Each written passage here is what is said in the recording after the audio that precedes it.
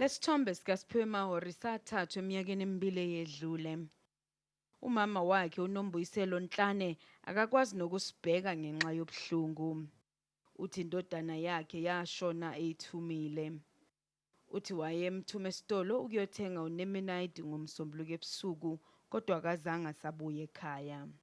Umntwana uphuma kwakhe labe kuwumuntu ngimthume eshop. Then on the way ukuya eshop wabona i-crowd la estradeni. Wahlukana nalento endimthume yona. Walandela i-crowd eyakhona ngapha.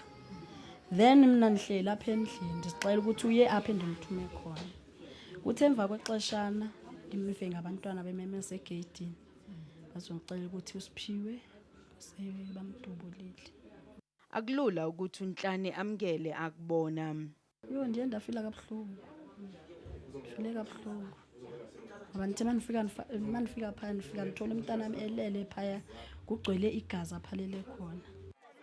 uNhlane uthi akanamagama ngawakhuluma ngalabo abazidaphele izitolo zabo kufika kulele Soweto ngoba yena usazilele ingane yakhe.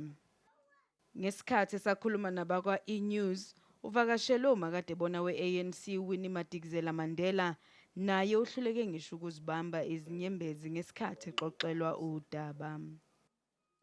Emva komthandazo noNhlane, uMadikizela-Mandela ubesethengela lo mndeni ukudla. Isikole yabefunda kuso uSiphiwe Mahori sobamba inkonzo yakhe yesikhumbuzo ngoLwesithathu.